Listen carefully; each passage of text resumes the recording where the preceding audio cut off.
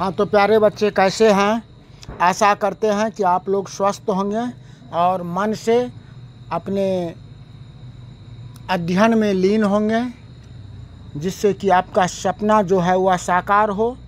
उसी कड़ी में आपको सहयोग, आपके सपना को साकार करने के लिए आज हम लेकर के आए हैं आप लोगों के लिए परंपरा का मूल्यांकन। परंपरा का मूल्यांकन यह हिंदी गद्य खंड का 7वां पाठ, जिसे आज हम लोग पढ़ेंगे, लेखक के बारे में पढ़ेंगे और इस पाठ से संबंधित जो मुख्य बातें हैं उसके बारे में जानेंगे। तो आइए, उससे पहले एक बार आप लोग इस क्लास को शेयर और लाइक अवश्य कर दीजिएगा और सब्सक्राइब भी कीजिएगा जो अभी तक नहीं किए हैं। तो हम लोग इस Krishna tuition centre YouTube channel पर आज पढ़ने के लिए जा रहे हैं परंपरा का मूल्यांकन। इसमें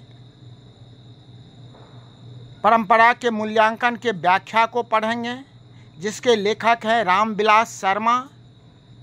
इस पाठ में साहित्य के परंपरा के बारे में बताया गया है। लेखक इनके रामविलास शर्मा है। लेखक का नाम रामविलास शर्मा।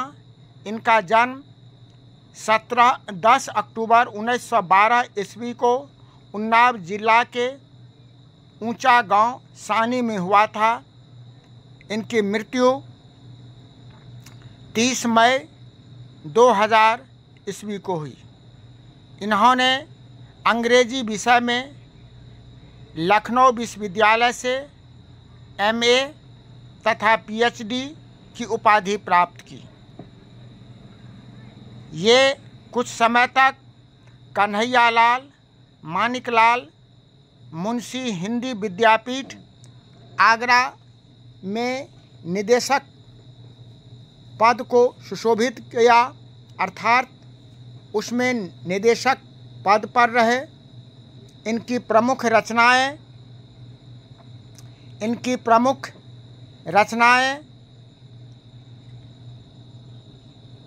निराला की साहित्य साधना, भारतेंदु हरिश्चंद्र, प्रेमचंद्र और उनका युग, भाषा और समाज, भारत में अंग्रेजी और मार्क्सवाद, इतिहास दर्शन, घर की बात आदि इनकी मुख्य रचनाएं हैं। अब हम लोग इस पाठ का सारांश देखेंगे। यह पाठ परंपरा का मूल्यांकन ख्याति प्राप्त आलोचक रामविलास शर्मा द्वारा लिखित है। इसमें लेखक ने प्रगतिशील रचनाकारों के विषय में अपना विचार प्रकट किया है। लेखक का मानना है कि क्रांतिकारी साहित्य रचना करने वालों के लिए साहित्य की परंपरा का ज्ञान होना अति आवश्यक है, क्योंकि साहित्यिक परंपरा के ज्ञान से ही प्रगतिशील आलोचकों का विकास होता है और साहित्य की धारा बदली जा सकती है तथा नए प्रगतिशील साहित्य का निर्माण किया जा सकता है। तो मनुष्य आर्थिक जीवन के अलावा एक प्राणी रूप में भी जीवन व्यतीत करता है। साहित्य विचारधारा मात्र नहीं है, साहित्य में विकास प्रक्रिया चलती रहती है। जैसे जैसे समाज का विकास होता है वैसे वैसे साहित्य का भी विकास होता है। व्यवहार में देखा जाता है कि 19वीं तथा 20वीं सदी में कवि क्या भारत के क्या यूरोप के, ये तमाम कवि अपने पूर्ववर्ती कवियों की रचना का मनन करते हैं, उनसे सीखते हैं और नई परंपरा को जन्म देते हैं। दूसरों के कवि ये मानते हैं दूसरों को नकल करके लिखा गया साहित्य जो होता है वह अधम कोटि का होता है। नकल करना अधम कोटि का है और सांस्कृतिक असमर्थता का सूचक होता है। लेकिन उत्तम कोटि का साहित्य दूसरी भाषा में अनुवाद किए जाने पर अपना कलात्मक सौंदर्य को खो देता है। कहने का अर्थ तात्पर्य यह है कि ऐसे साहित्य से कला की आवृत्ति नहीं हो सकती है जैसे अमेरिका अथवा रूस ने एटम बम बनाए, लेकिन शेक्सपियर के नाटकों जैसी चीज़ जो है वह दोबारा लेखन इंग्लैंड में भी नहीं हुआ और न कभी होगा। 19वीं सदी में शैली तथा वायरन ने अपनी स्वाधीनता के लिए लड़ने वाले यूनानियों को एकात्मकता की पहचान करने में सहयोग किया था। भारतीयों ने भी अपनी स्वाधीनता संग्राम के दौरान इस एकात्मकता को पहचाना और सभी स्वाधीनता संग्राम में कूद पड़े, अपना परिचय दिए, जिसके बल पर भारत स्वाधीन हुआ।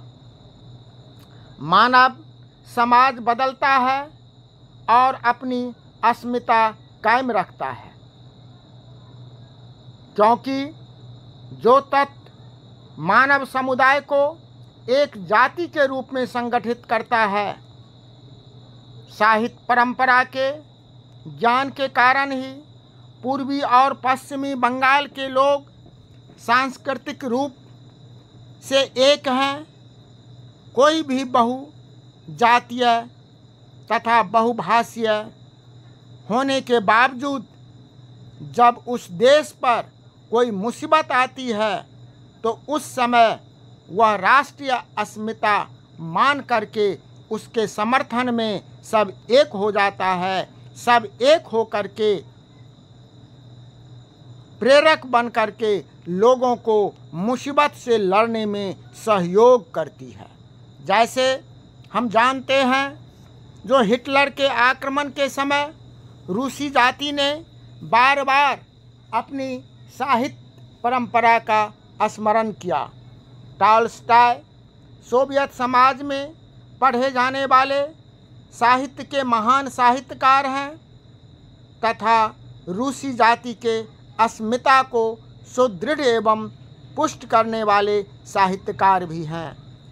आज वैसा हिटलर अब कोई दूसरा नहीं हो सकता है। हम लोग हिटलर का उदाहरण दे सकते हैं, लेकिन दूसरा हिटलर नहीं हो सकता है। 1917 ईस्वी के रूसी क्रांति के पहले वहाँ रूसी तथा गैर रूसी थे, लेकिन इस रूसी क्रांति के बाद रूसी और गैर रूसी जातियों के संबंध में बहुत बड़ा परिवर्तन हुआ। सभी जातियां एक हो गई, फिर भी जातियों का मिला जुला असर इतिहास जैसा भारत का है, वैसा सोवियत संघ का नहीं है। यूरोप के लोग यूरोपियन संस्कृति की बात करते हैं। यूरोप के लोग यूरोपियन संस्कृति की बात करते हैं, लेकिन यूरोप कभी राष्ट्र नहीं बना। राष्ट्रीयता की दृष्टि से भारत ही एक ऐसा देश है जहां राष्ट्रीय एक जाति दूसरे जाति पर थोपी नहीं गई, बल्कि वह संस्कृति तथा इतिहास की देन है। इसी संस्कृति के निर्माण में देश के कवियों का महान योगदान है। जैसे रामायण और महाभारत है। रामायण और महाभारत इस देश की संस्कृति को एक कड़ी में जोड़ी है। इसी की अस्मिता यह रामायण और महाभारत है। भारत की पहचान रामायण और महाभारत है, जिसके बिना भारतीय साहित्य की एकता भंग हो सकती है, भंग हो जाएगी। उस एकता को कायम रखने के लिए आज भी हम लोग रामायण और महाभारत के ज्ञान का उपयोग करते हैं। इस तरह लेखक का तर्क यह है कि ज़ारशाही रूस समाजवादी व्यवस्था कायम होने पर एक नवीन राष्ट्र के रूप में पुनर्गठित हो सकता है, जो भारत में समाजवादी व्यवस्था कायम होने पर यहाँ की राष्ट्रीय अस्मिता पहले से कितना पुष्ट होगी इसकी कल्पना नहीं की जा सकती है। अतः समाजवाद हमारी राष्ट्रीय आवश्यकता है। पूंजीवादी व्यवस्था में शक्ति का अपवाह होता है। देश के साधनों का समुचित उपयोग समाजवादी व्यवस्था में होता है। देश के निरक्षर निर्धन जनता जब साक्षर होगी, शिक्षित होगी, तो वह रामायण और महाभारत का ही अध्ययन नहीं करेगी, बल्कि उत्तर भारत के लोग दक्षिण भारत की कविताएं और दक्षिण भारत के लोग उत्तर भारत की कविताएं पढ़ेंगे, चाव से पढ़ेंगे, उसको समझेंगे और दोनों में बड़े पैमाने पर सांस्कृतिक विचार का आदान प्रदान होगा और तब अंग्रेजी भाषा प्रभुत्व भाषा न होकर के ज्ञान की भाषा होगी। हम अंग्रेजी ही नहीं, यूरोप की अनेक भाषाओं का अध्ययन करेंगे। एशिया के भाषाओं के साहित्य से हमारा गहरा परिचय होगा और तब जाकर के मानव संस्कृति की विशाल धारा में भारतीय साहित्य की गौरवशाली परंपरा का एक नवीन योगदान होगा। तो प्यारे बच्चे, इस तरह से हम ये साहित्य की परंपरा की मुख्य बातें, उसका सारांश पाठ से संबंधित आज हम पढ़ें, समझें, जानें। अगले क्लास में हम इस साहित्य परंपरा पाठ 7 का